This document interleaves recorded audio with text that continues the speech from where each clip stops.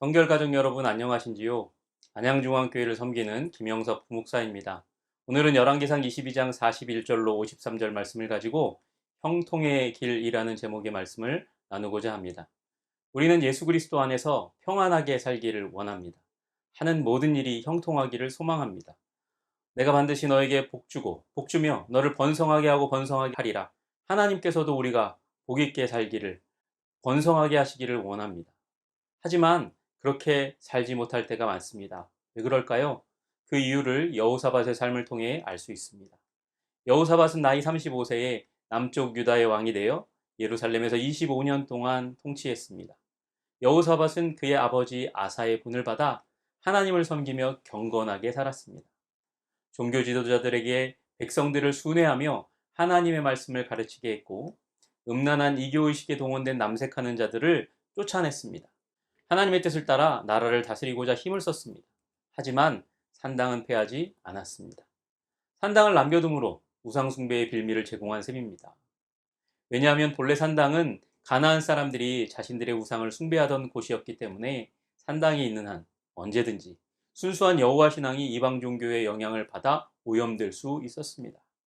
더 나아가 아들을 북왕국 이스라엘 아합의 딸과 정략적으로 혼인시켜서 양국 간의 평화를 유지하고자 했습니다. 외세의 침입에 대비하고자 했습니다. 예후는 이런 여호사밧을 악한 자를 돕는 자라고 비난했습니다. 여호사밧은 솔로몬 시대처럼 부강한 나라를 꿈꾸었지만 다시스의 선단이 파손되어 그 꿈을 결국 이루지 못하게 되었습니다. 하나님을 온전히 따르지 않았기 때문에 이런 일이 일어난 것입니다. 하나님이 주시는 은혜 아래서 평안하고 하는 모든 일이 형통하기를 원한다면 온전히 주님을 따라야 합니다.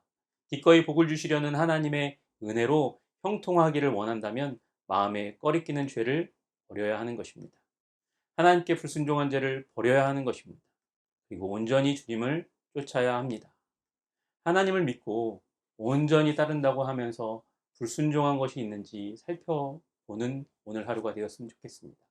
마음에 꺼리끼는 것이 있다면 회개하는 마음으로 주님 앞에 나아갑시다. 온전히 주님을 따르기로 결단하는 시간, 그렇게 주님 앞에 나아갈 때 하나님이 형통의 길을 주실 것입니다. 오늘 우리 하나님의 공동체 가운데, 주님의 몸된 교회 가운데 모든 성도들이 온전히 주님을 따르게 하여 주시옵소서.